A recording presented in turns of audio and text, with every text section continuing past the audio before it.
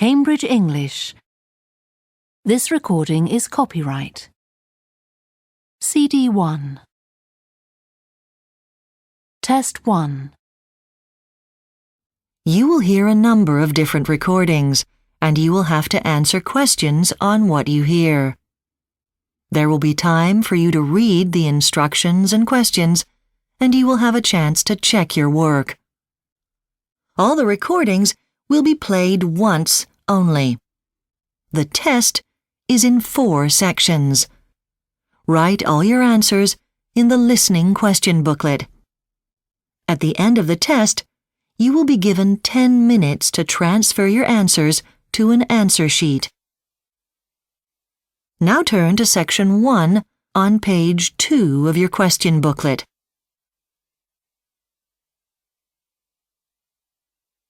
Section 1. You will hear a woman phoning to make a theatre booking. First, you have some time to look at questions 1 to 4 on page 2.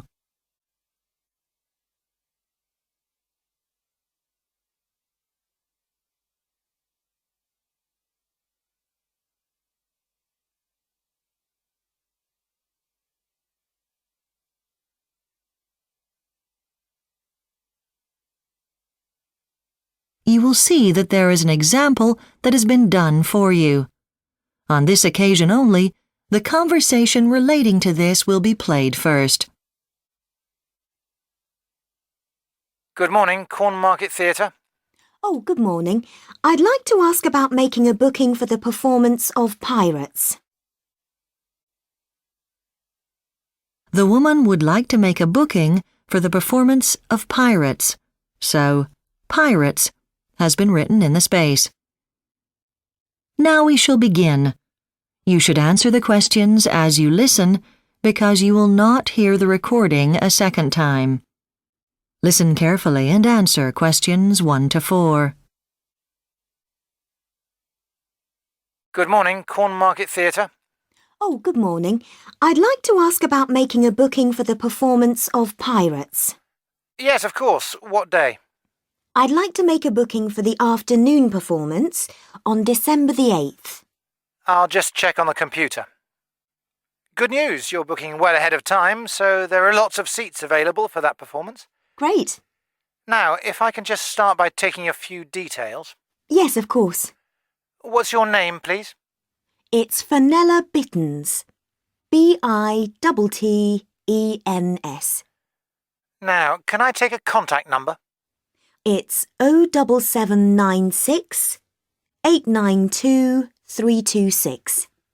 Lovely. So, how many tickets would you like? 20, please. So, that's a group booking? Does that mean I get a discount? Yes. Are they all for adults? Actually, only 3 are adults. Right, so you get a discount of 10% on those tickets, which makes it £23 per person. All the tickets are the same price wherever you sit. And the rest are all under 16. OK, so instead of £15 per person, that'll be £12.50. Oh, that's good. Before you hear the rest of the conversation, you have some time to look at questions 5 to 10 on page 2.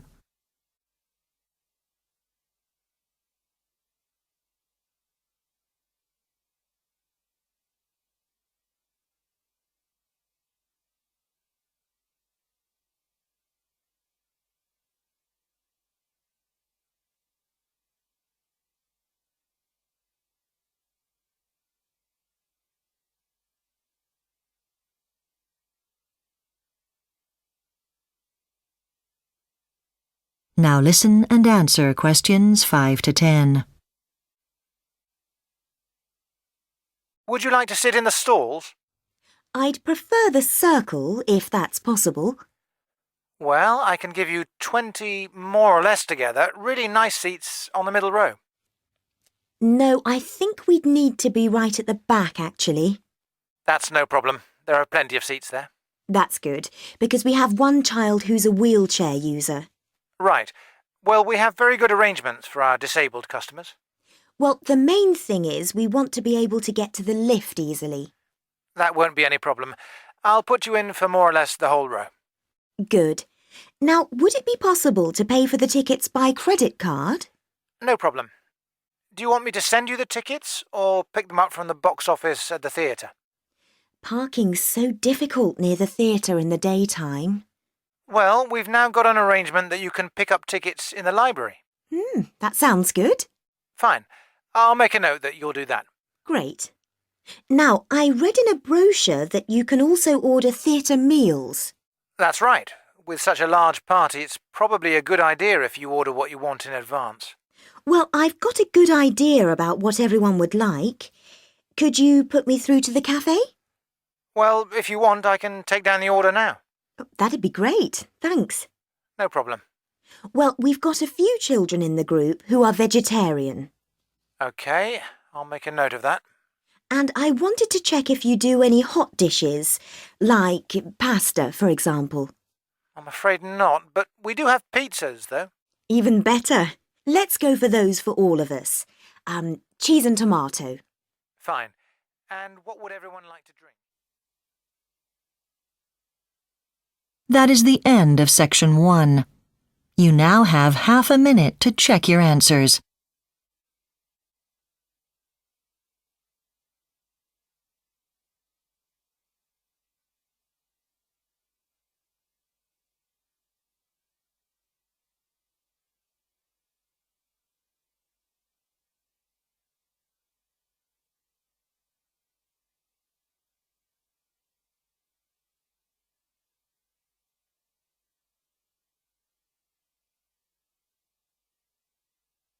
Now turn to Section 2 on page 3.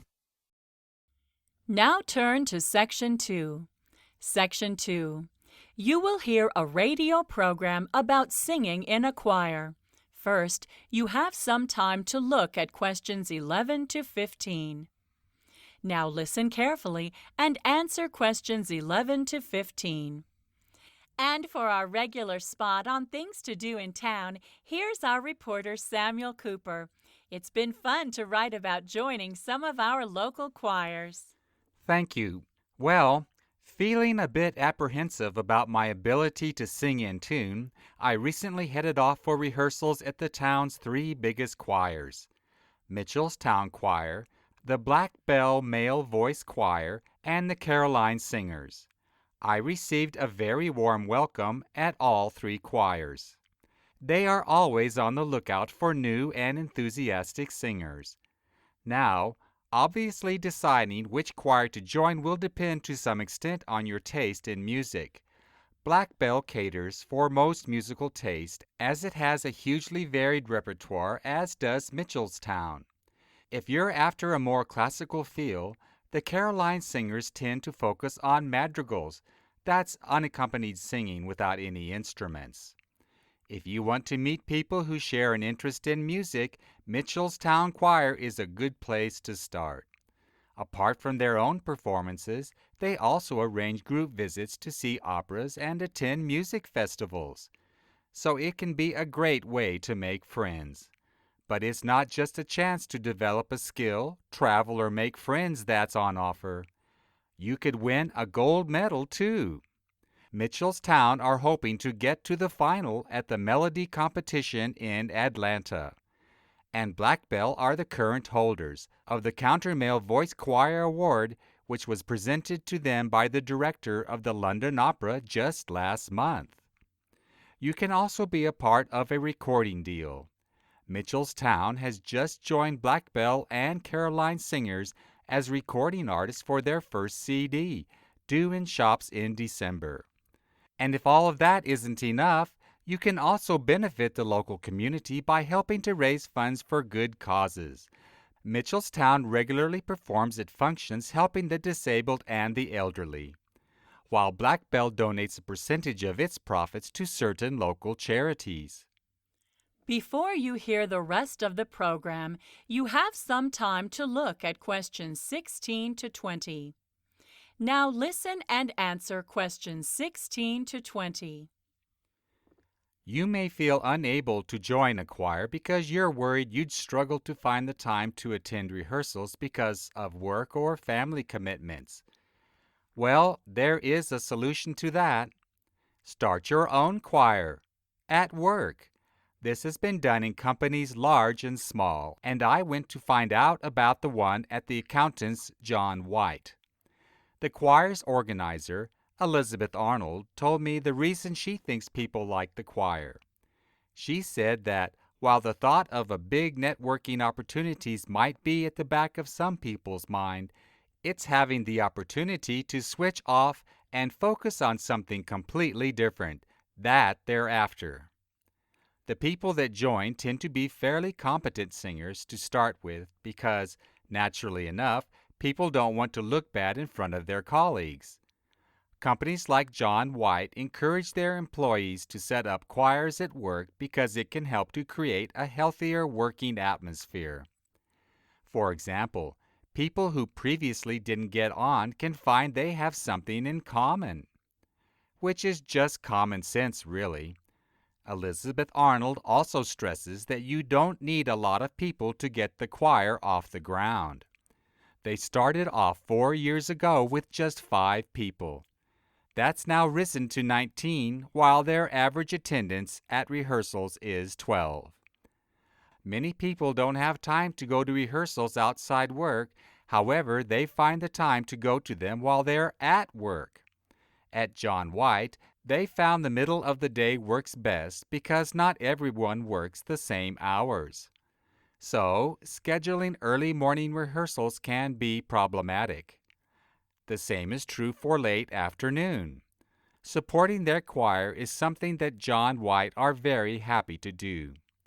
Although members pay a joining fee to cover the cost of refreshments at parties and wear special concert shirts, the company organizes regular sessions with a professional vocal coach free of charge to members of the choir. So, if you'd like more information about the choirs... That is the end of Section 2. You now have half a minute to check your answers.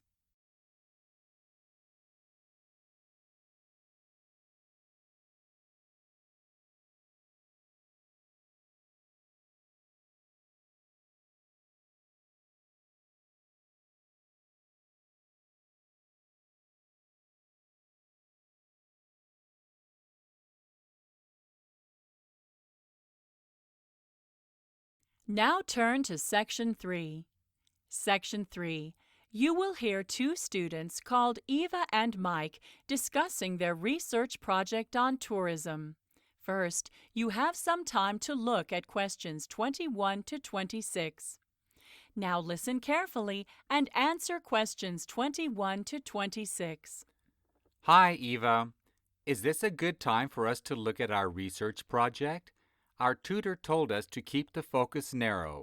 So what about we go for why people choose to go to certain places and attractions and leave the rest out? You're right. Otherwise, we'll have far too much information to cope with. Okay, so what about the survey? Well, I've looked through the ideas we had for questions for it, and I think it's not clear how we use the word area. Sometimes it seems to mean a place, other times the field of our research, and even tourist attraction in some cases. Oh, I think that's my fault. I typed out our notes.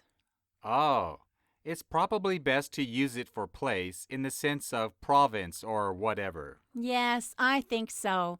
You know, we decided to concentrate on culture and tourism. I wonder if we're really saying culture in the same way as most people do, because on our list of places to carry out our surveys, I see you've put the Round Music Festival, which is contemporary music. I thought we were going to be looking at more traditional forms of culture. That would be confirming these old-fashioned ideas that culture has to be something that's at least 100 years old. But that is what most people think. Well, let's not get into an argument about that right now. Let's think about the number of completed questionnaires we need. In total, how many questionnaires do you think we have to get? 100? 200? And over how many different events? Our tutor said we should have at least 200. Otherwise, the information won't actually mean that much. And I think it's not practical to try to go to more than about 5 events. We've got to get the first draft in by the end of February. And you think we should interview everybody or just tourists? Because presumably there'd be local people, domestic tourists, and international tourists at some events. In fact, the more I think about it, the more I think we should just go for the tourists, but from overseas as well as national. I'm sure we'd be able to provide more interesting results if we did that. Right. There's one thing that worries me, though. What's that? We said it's important to get some background on the people who answer our questions, like what's their job, what they thought about the event. But the idea of asking people how old they are… We can't just ask them to tick a box with an age in it and tell them they don't have to do it if they don't want to. We could write in our own estimate when we've finished. Are you sure that would be okay? Yes, it's not the most crucial piece of information they're giving. We're going to have a lot of facts and figures to present. Have you any preference for putting them into a pie chart, a table, or a graph? Tables are easy to do, but I read that most people find pie charts visually stimulating. I hate reading graphs because, unless they're quite big, you don't get exact figures. Pie chart sounds good. How are we going to divide up the work? If it's okay with you, I'd like us to meet as often as possible to look at what we've each written up. But we should do the actual writing on our own. Before you hear the rest of the discussion, you have some time to look at questions 27 to 30. Now listen and answer questions 27 to 30. Okay, would this be a good time to discuss our introduction? An overview of tourism around the world, looking at different tourist attractions in different countries. But there are so many to choose from, though, so let's narrow it down. Absolutely. I found out that Mexico celebrates the fact that it produces a huge number of varieties of chilies, and people flock to this special event to taste dishes using them. A lot of people think of Mexico as being the best place to see fantastic museums. That's true, but let's take a different tack. What about Greece, one of the world's most famous countries for tourists? Yes, and I think we should go for the ruins in this case. The temples and theaters and so on, rather than the food. And for Britain, instead of focusing on the countryside and parks, I'd like to find out more about why people go to see plays and musicals. Is it because there's such a good choice? Interesting point.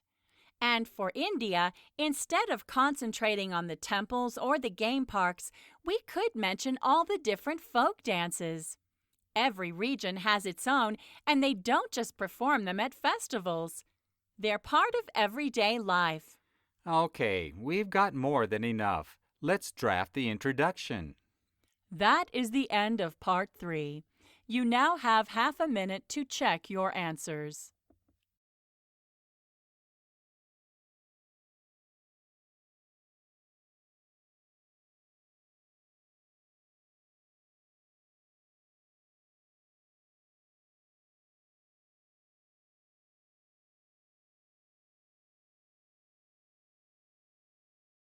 Now listen carefully and answer questions 31 to 40.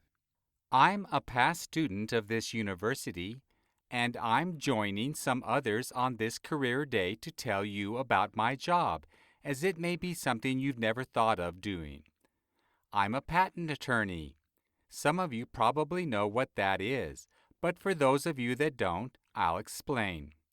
If someone has a new idea or invention, they can ask for a patent. It gives the owner the right to stop other people from using that invention. A patent is granted by the government to inventors, or more usually these days to a company. It is for a certain time period, usually a maximum of 20 years. So during that period, that idea or invention cannot be claimed to have been invented by someone else. The likelihood of getting a patent is dependent on whether the invention is original or not. This is the crucial factor.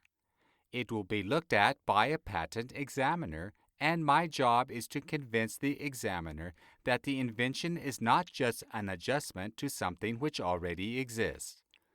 In order to get the patent, we need to produce a full description of the invention. It's really important to get the details right. Most of you are scientists, and the basic requirement of the job is a solid academic background. Often, people have studied chemistry or, alternatively, engineering. Because of the nature of the work, this is a crucial starting point.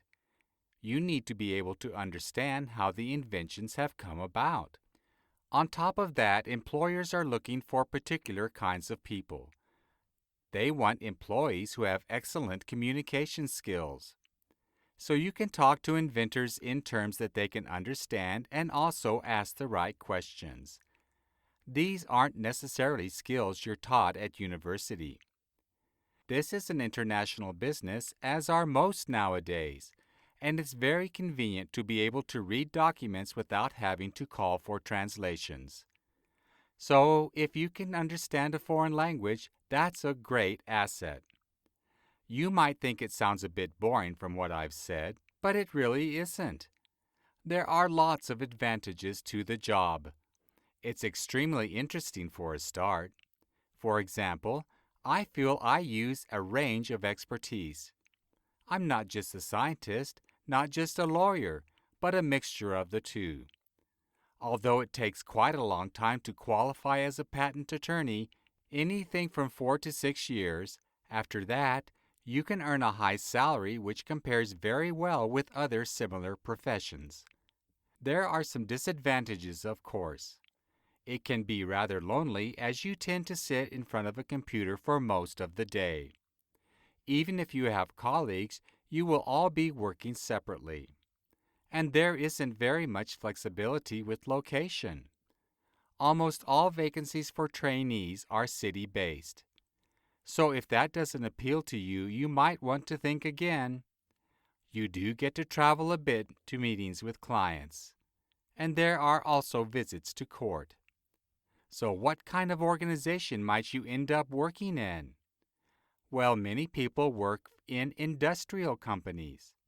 The big ones have their own patent departments. The kind of product you might work with there will range from food to heavy equipment, from biotechnology to the car industry. Basically, any organization where significant time and money is put into research and development to get ahead of the market. There are also many private practices, and some of these will have areas of special interest. Finally, it's possible to get a job in various government offices.